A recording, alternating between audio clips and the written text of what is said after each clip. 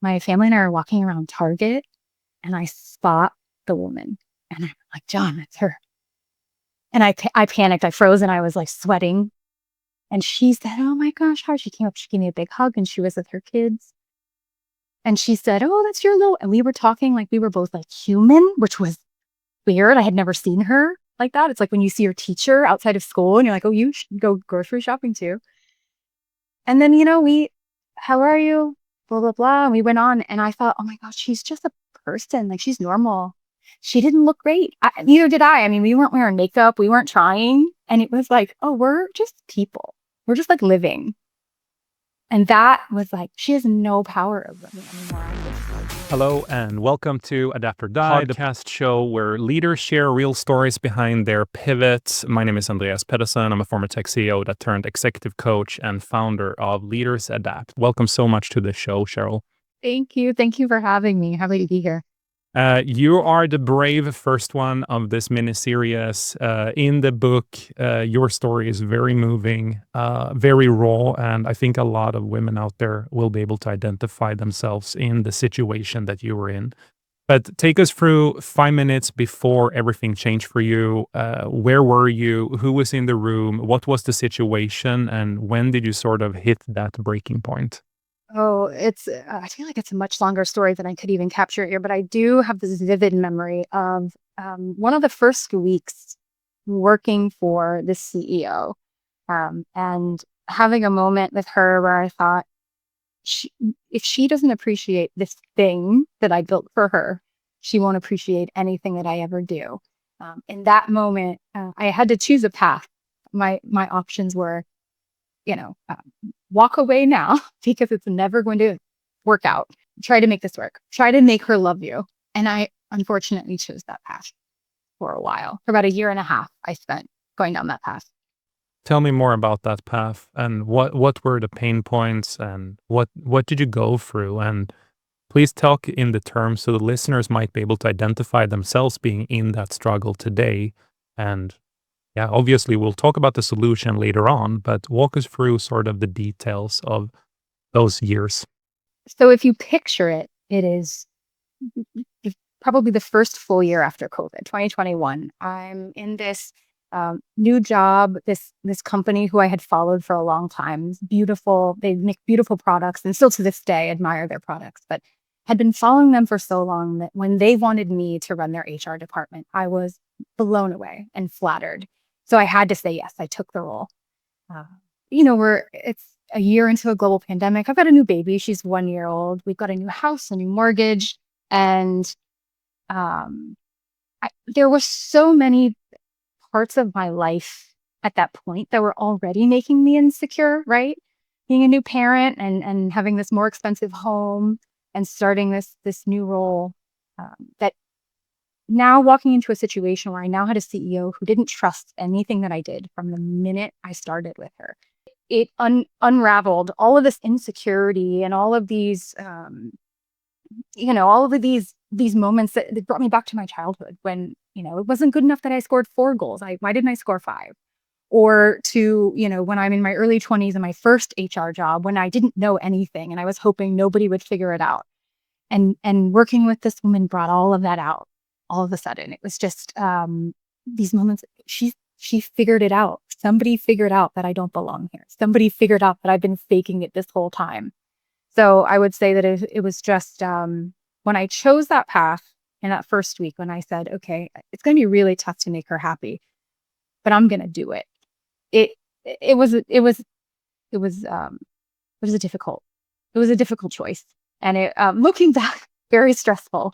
And I don't know that I would do it again. So I don't think you would. I think today you have all the filters, the warning flags will go off, and you will realize the destructive path that you might go on if you continue down that path. But okay, so walk me through some of the time here. I mean, you have a lot of things dependent on your personal life of why you need to make this work. You admire the company. You really, to this day, you admire them. And you have told me stories, more stories are related to this, and we'll probably get to them. But why are you staying? Why are you not looking for something else? What is it in you that say, okay, I'm gonna keep trying? Or because I just don't understand sometimes when people end up in these situations. You might be blindsided, but how do you know in the moment if you are?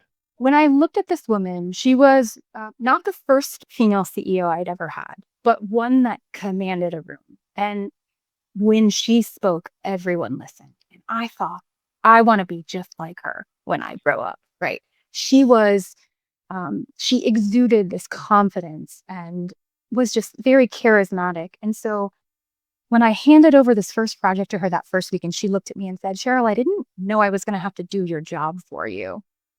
Instead Wow. of me saying, well, she's stupid. This is actually a great work product. And she doesn't know this, but in a week, she's going to like it anyway and improve it. In that moment, I said, oh my gosh, like it matters what she thinks. And it's important to me that I get the yes from her, the approval from her. That matters so much. I want to be, if I want to be like her, I have to get her um, to approve of me somewhere deep down. So I stayed because there was this just deep need.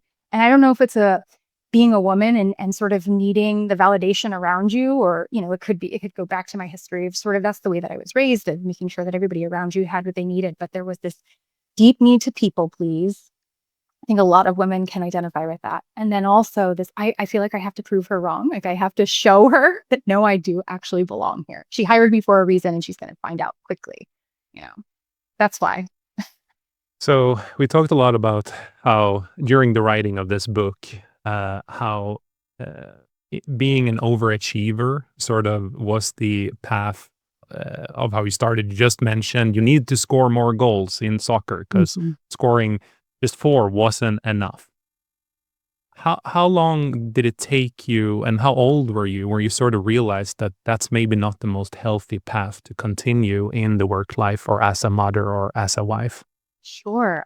I'll be 42 this year in November, and it took me 41 years to get here. It's Wow. bizarre how long it took. I find that for a lot of women, it takes sort of in your late 30s and your early 40s. I hear this story a lot where they have a moment or they have a series of moments where it all clicks. And that it took a long time, 4 decades. It took for me to say, who cares? None of that matters.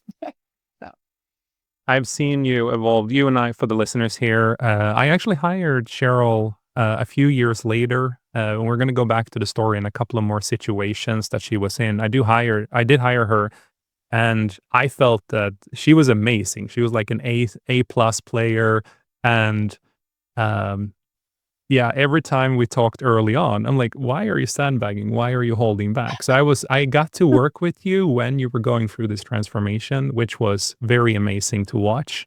And I don't think it just happened overnight. I've seen you gradually be shifting it. And today, and when we were writing this book together, you definitely had left it behind you. It was the first time I really heard you really leaving that mindset behind. you were the one that pointed it out. So my husband sees me every day, right? So he sees the evolution happening, but it's sort of like when you're looking in the mirror at yourself when you're working out, you don't notice the changes unless you maybe see a picture of yourself today versus a year ago. You pointed it out. I think we had been working together for about a year. I remember where I was standing when I was on the phone with you and you said, you're different. Something's different. And I almost didn't like my breath got I caught my breath and when I hung up the phone, I ran out to my husband. I was like, am I different? Andreas thinks I'm different. Am I back? And so there you pointed it out. And I think you saw it in me, you saw the potential when we first met. So when I came on to work with you, I was leaving that company. And there was that overlap period of just I don't want to call it PTSD, but these moments where I just didn't trust myself anymore. And there was you saw it early, you recognized that it was there somewhere and you may have had to I'm like a hoarder and you came into the house and sort of cleaned it up a bit and said, no, this is what matters. So, I actually yeah. didn't know that part of the story. Thank you so much for telling Yeah. me that. I do remember the first time you were out interviewing with us, and I think we went to lunch or something, and in that moment, I'm like, "Okay, I'm gonna hire this person. She's freaking brilliant." And, but I also saw how much you doubted yourself. But let's go back to the story here, because I wanna know, you were in this really weird situation. You're trying to really please someone, and you're trying to get the approval of that boss. Um, were there some other crazy moments, or what was that moment where you're like, okay, I need to move on? Like, this is enough is enough. There are so many that any one of these you would say that should have been the moment. But I think that there was a moment where I had gone out to drinks with the whole leadership team was women, which I thought was really impressive and exciting. Yes. And that was another reason I wanted to be part of the group. And when we were out to drinks, my CEO had us moving all of the furniture around while we were waiting for the cocktails. And as the server brought the cocktails out, he made a joke. Well, I assume you guys are all you're going to put all the furniture back before you leave. And she got up and she said, no, we're not. That's your job. In the moment, I was so impressed with her what felt like leadership and confidence. And I went and told my husband later, I was bragging about, oh my gosh, my CEO, she's just so in charge. She told that man, no, we're not moving your furniture back. You work here. And my husband was disgusted. The look on his face, he was like, who are you? This is not the person I married, essentially. And so there were moments like this where I kind of showed up at home and he would, because he could see it happening, right? He was watching our family sort of deteriorate a bit. And he had to call it out and say, this is not for you. This environment is not for you. The job is not right. And thank goodness he did, because I don't know how much longer I really would have put up with it, unfortunately. How, for the listeners, I think this is a pivotal, very important point.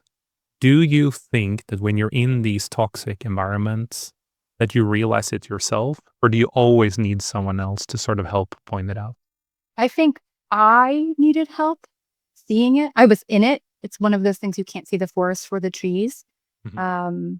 I think having that outside perspective, and then when I found out about the opportunity to work with you, all of a sudden it opens up a new possibility, and you think, oh my gosh, that really then puts it into perspective. It really, so that's sort of the mirror shining back at you and saying, there's just, if hopefully you have a strong enough network, or you at least have one or two people in your life that are willing to tell you the truth. I think that's what's important, is to find the people that are willing to tell you the truth and not just make noise. Yeah.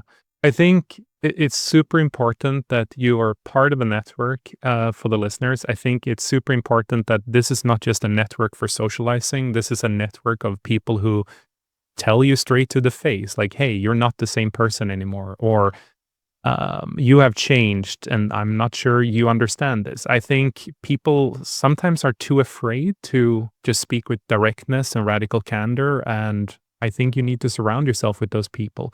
Yeah, your husband, in your case, he is a great guy and he pointed it out because that was his warning signal. But if no one had pointed this out, Cheryl, what would have been the risk for you long term? I likely would have become a version of myself that I was not proud of, and that I wasn't proud to show my daughter. When you have children, all of a sudden you start to see yourself and in the way that they act and the way that they respond. And I'm certain she was so young at the time, but I'm certain by now she's 5. I would have started to see the same characteristics in her that were maybe insensitive, or uh, just I would have seen myself reflected in that. I think that, and that's an even bigger implication, right? It's not just the version of me, but this person that I'm helping grow. Um, who knows what she would have taken away from that? So, yeah, I think it was a good thing. Good thing I moved on.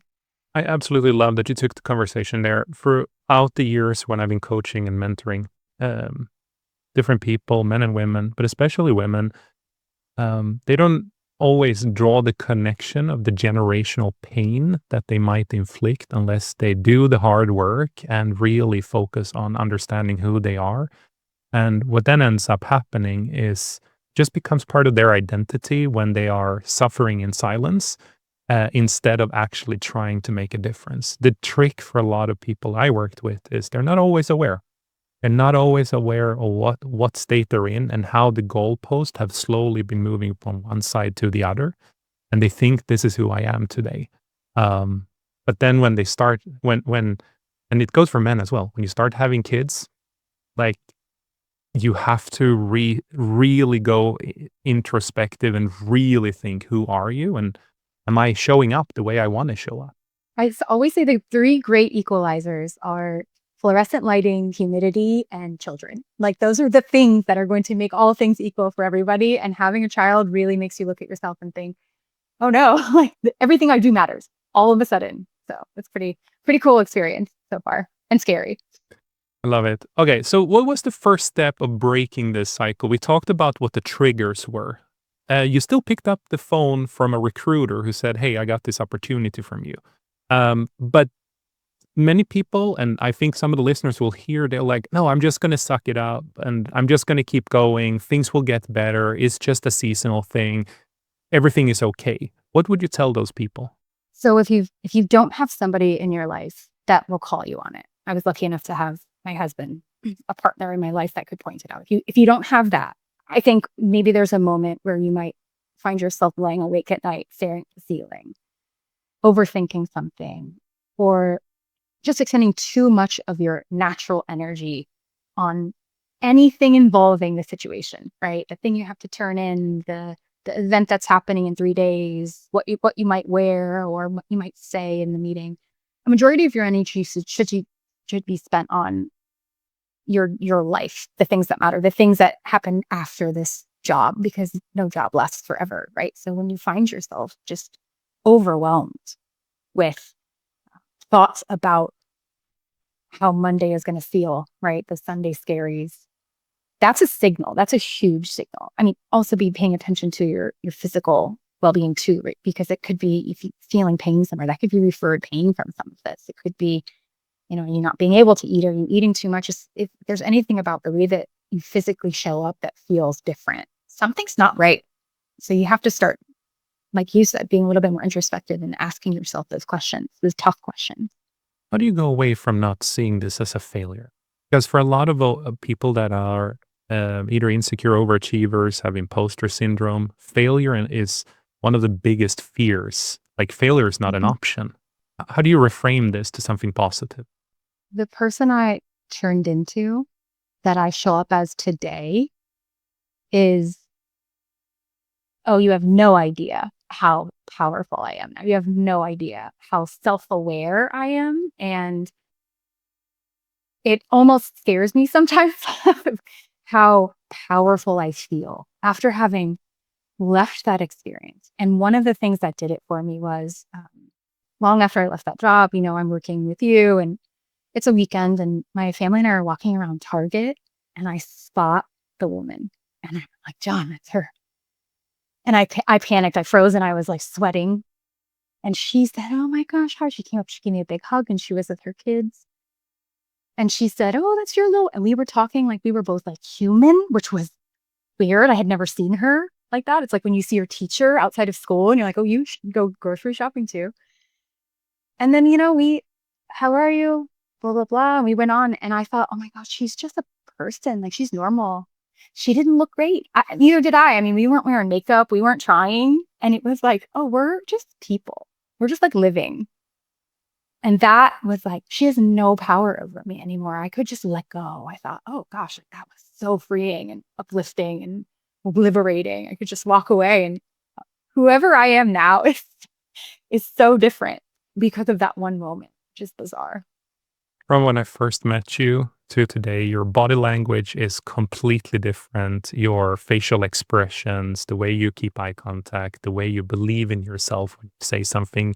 You were powerful all along. You were brilliant, but you just needed that reset. But what was required for you to rebuild it? You left the job, you started a new Yes. job, and then and you had this moment, but what if you have a listener here who don't run into their former boss in the grocery store and realize they're human? What do you tell them? How do you rebuild that confidence? Who should you surround yourself? What situations should you put yourself in? What should you bury and what should you keep? It has to be very intentional. Nobody's going to come and do the work for you. And what that looks like for everybody is a little bit different. For me, it was a lot of reading. I read a lot of Mel Robbins. I read some books that were helping me get more on track and focused. We talked about the war of art, Atomic Habits is one of my favorites too. There's just a lot of books that I read that helped put things in perspective. And then there was a very intentional mindset shift. I think James Clear talks about it in Atomic Habits, where when you set a goal for yourself, the goal isn't, I want to run a marathon, because you run the marathon, you check the box and it's done. Or you get injured and you can't run the marathon. And so now you failed suddenly, right? You have to fundamentally decide what you want your identity to be. So instead of I want to run the marathon, your goal is I want to be a healthy person. And so what does a healthy person do? They, wake up early and make time for their run. They make smart decisions about their diet. They make sure they don't go out drinking the night before, right? There's just a lot of things, activities that change now because you've decided you're this person. And so if the listeners are at all interested in being the better version of themselves, whatever that looks like, really all it is like a light switch. It's like in your brain. You just flip it and then you can start once you decide what that version of you looks like. And then all of the activities sort of play into it. You make better choices about those activities. Love it. Talk a little bit about over apologizing and have you stopped apologizing for things these days, or is that still a thing? I've stopped. I used to start every sentence with, I'm so sorry, maybe I misunderstood, or this is going to sound like a stupid question, but, or, and now I just say it. I say the thing. There are different ways to frame, that you realize that your opinion's not the only one in the room that matters. But, oh gosh, it's very liberating when you stop apologizing for taking up space or having a voice. And it undermines you. It removes all your power. You make yourself an individual contributor instead of a leader. And you're a leader. So why do that? Why lower yourself in every sentence? And it's not just you, Cheryl. I meet a lot of people who do that, men and women. And I just don't get it. It's a fill word. And yeah. What was the moment where you're like, okay, I'm apologizing too much here? I think you told me that. I didn't know one that. of our random. Yeah. Okay. Yeah. I think we brought it up in one of the random one-on-one we had. You had brought up something about my approach and how it seemed too timid. I was already making people not believe me with how, timid I sounded when I was approaching the comment. And instead of saying the thing, I was apologizing before I even got my thought out. I didn't know I was the one, but I know we talked about it, but I didn't know to what extent. Okay, so you make this shift, you rediscover who you are. You're now, again, you've been a powerful, extremely good leader for a long time, but now you acknowledge it as well. What are you doing to not go back? What are you doing to keep the proof that you now have developed in your own head that they are the reality? What I see, what everyone else sees. And what do you make sure that you don't slowly start shifting back to who you used to be, the insecure overachiever? Or Sure, I could probably use some advice on techniques to keep checking in with myself. I've noticed that being confident is it starts snowballing. You start to, once you believe it and then you validate it, you believe it more next time, and then it validates itself, and then you believe it more the next time. And so at some point, I'm sure there will be a moment where I think, oh no, I did it again. And I start to backslide. So it might be helpful for me to understand if there are techniques, if it's like a journaling, or if there's somebody I call and check in with and say, just want to make sure I'm still changed, right? I'm actually looking forward to your expertise on how to keep myself in check. And mini promo for the book here. We actually have it partly in the book, Power Without Permission. You can go to leadersadapt.com/book. Thank you for the nice setup. That was not planned. But journaling is the number one thing. I always tell people I work with leaders, and these are some of these leaders I work with. They make like tens of millions of dollars in revenue per month. And I always tell them, open up your phone, make a note, share the note with people you really trust that are your mentor, your advisors, and then listen to everything positive that others tell you. And whenever you say to yourself, like, I nailed that situation, or like, that was a really successful meeting, you write that down as well. Then on every Saturday morning, or Monday morning. Usually Mondays and Sundays are a little bit too stressful for people. So I would say Saturday morning, just after you have woken up, read through all the last journal entries and make sure you capture all the journal entries for this week. And that way you're constantly have this floating window of the last 30 days or last 4 weeks where you have been amazing. and you keep reinforcing the positive cognitive bias and not getting stuck with the negative. I would say that's the quickest hack, but the trick is to share it with 2, 3 other people and say, I need you to hold me accountable that once a quarter, please put in your calendar that you go in and you check the shared notes I put in here. Because, and the listeners might here go, oh, but I don't want to say, like, that's me personal. I don't want to show that to anyone else. And that's exactly the point. If you can't recognize it in front of others, you're not truly saying it about yourself. And this way, others will hold you accountable. They have a check-in with you. Maybe it's your husband who goes, "Hey, it's time again. Let's tell me what some of you why you're a badass." Okay. Okay. But I got that's it. the number one hack. I do that myself, Cheryl. Because sometimes when you start shifting, life happens. You have the older we get, the more deaths we have, also the more positives we have. So there is a lot of negative that will always happen in your life. It's a way to stay grounded with the journaling. I do it every Saturday morning, no excuses. And it has helped me when we have family issues or family dealing with cancer like we have right now, and a couple of other things. It keeps my mind. Things are great. Things are not. I'm not losing myself even if life is happening. That's a great reminder. I could see myself getting caught up in the minutia of whatever negative thing is happening for sure. So that's a The good second reminder. I'm thing gonna I start that. do as quick hack is I take photos of wins, and sometimes I just take them like me holding up a paper and I take a selfie, and I have an album with wins and people that makes me positive. Like you're in there, Cheryl, from our last dinner in Florida and you like, "Oh, come on, let's take a photo," or you said something that your wife trained you well or whatever the comment was. Yeah. But anyway, I keep a photo like that, moments of positivity where I felt I moved the needle for someone else or they moved it for me. And then I have this album, and I also scroll through that every now and then to just visually remind myself of all these great moments of my life. That's gonna be on my list now for Saturdays. Making note. It works, Cheryl. Okay, tell me now, what are some of like you've done this massive transformation. Your story in the book is super impressive. It's raw, it's unfiltered. And I know when we wrote the book, it was very important for you to not end up in a situation where you felt that you spelled out that women leaders like that's the issue because it's the opposite. And I know you believe the opposite. Walk me through a little bit about some of the stereotype situations that some of the readers might think of reading a book like this or that you have experienced yourself. Because I think great leaders exist on both ends of the aisles, and there's always going to be bad leaders in as well. But what's your thoughts on this? So yeah, as you mentioned, when we were putting this together, it was really important to me that I wasn't pointing out this leader specifically as a woman and focusing on her gender. She happened to be a woman. And because she was a woman, I could see myself in her. So they say representation matters. And when I saw this woman in this role, and I wanted to be her so badly, and she didn't think anything I did was good enough, that was harder to digest than if it were you. Because um, you're the best, or actually the best leader that I've ever had.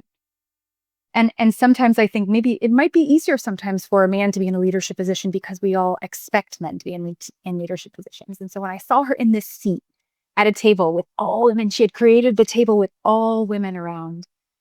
I thought, that's what I want. That's what I want. That's so cool to see. And that's why it was so disappointing when it didn't work out because I saw myself in her. I mean, before then and since then, I've had fantastic female leaders, both male and female leaders. So yeah, I didn't want to focus on the fact that she was a woman. It just, that's, I think, what added an extra layer of disappointment when I couldn't make her happy, because I wanted to be just like her. Beautifully said. And I think that's so important to point out to the listeners. There are amazing leaders that are women, there are amazing leaders that are men. Don't, just because you stumble upon one leader that isn't the best fit for you or the best leader for you, don't make the stereotype mindset and say, oh, it's because it's a man. Oh, it's because it's a woman. It has nothing to do with that. So please don't go down that path. Okay, let's shift to rapid fire questions here. Are you ready? Short answers. not too much thinking. Now, Oh, we got this, Cheryl. okay. I know you like to prep, but I'm going to do it anyway. Okay, are you ready? Okay. I think so. One belief you retired. One belief I retired was that perfection was the goal. I think perfection is a myth. It's subjective. It's often debilitating. I think version 1 is always better than version never. So just go do the thing. I love that. Love it. A rule you broke that made things better. One rule I broke is that there's this feeling that consensus or needing or having all the information is important to be able to take action. And really that's just an excuse that people defer to when they're afraid to make the decision and live in the consequences of that decision. I don't know if that's short enough. Amazing. What does power without permission mean for you? Power without permission means you're home. So when you go home, when you go to your house, do you knock on the front door or do you just walk right in? Power without permission is walking up to your own house, pulling out keys out of your own pocket, unlocking the door and walking in and not waiting for somebody to let you in. You don't ring the doorbell. You walk right in. This is your home. You live here. I love it. Finish the sentence. If you don't adapt, you... Evolutionarily speaking, if you do not adapt, you're extinct. And unfortunately, the world moves on and you're rarely thought of again. Sad but true. And I got to point out what you said before. It's better to just do one iteration than 0, because 0 won't change anything. You won't adapt anything. Do one, fail, do a second one, fail, do a third one, fail, and you will start winning after that. Agree. Obviously, let's exclude power without permission right now. What's the one book you would give to another powerful leader? One, I only have to choose one. You only have to choose one. You can only choose one. If I'm choosing one, it's The War of Art by Stephen Pressfield. Why? The raw way he talks about this concept of resistance is everybody needs to hear it. It is what's stopping you from doing the most important things in your life. And if you are scared to do something or if you're curious about something, you need to read this book. Love it. I think it's a really great book. It's a great book to realize that you have to change something. You can't take the same approach over and over again. And also, like, don't look out, look in. Like, yeah, really good. In addition to what you said. Okay, Cheryl, I have one final question, and this is a very serious one. Slack or Teams emoji you overuse these days? Slack emoji is one of my colleagues. They cut out one of my colleagues' face after he completed a 5K and he's in a lot of pain. And so we just use that. We overuse it. When I leave and move on to my new job, I'm going to take that emoji with me. That's funny. Okay, favorite leadership quote? Yeah, I heard Denzel Washington say, you can't lead and follow at the same time. I love that. Love it. Love it. Love it. Cheryl, thank you so much for this raw, open, very candid conversation. I really hope that the listeners understand it takes a lot of guts, power, self-confidence, self-worth to share what Cheryl had shared here today. I know that some of the listeners, I hope that you are really feeling seen. If you're in this situation, please start talking to people, start sharing it, ask for help. Life is long if you know how to use it. I don't want you to get stuck in these toxic situations. Then also I want to give another shout out here for the book Power Without Permission. You can go to leadersadapt.com/book and you will find more information. The book is getting released 25th of September. Cheryl's chapter is extremely raw good. There's a lot of people who would recognize themselves in it, especially if you deal with imposter syndrome, you're an insecure overachiever, and she lays out the game plan of how to move forward, as you clearly can hear here that she have. We will also be doing community that will be free for anyone who buys the book, and Cheryl will be a guest speaker there. She will come in, she will ask answer questions for anyone who read the book and that want to deep dive on these topics. Anything I forgot to mention here, Cheryl? I think you mentioned it all, and I appreciate that you let people know I cut my own hair. It's very important to me that people understand that that's how brave I am now. So thank you. Awesome. Thank you so much again, Cheryl. I always enjoy our conversations. And for the Same listeners, here. if you enjoy this conversation, please go to Apple Podcast, leave us a 5-star review. Keep an eye out for keep an eye out for the book launch, and then remember that if we don't adapt and thrive, we will not survive. Until next time, stay bold.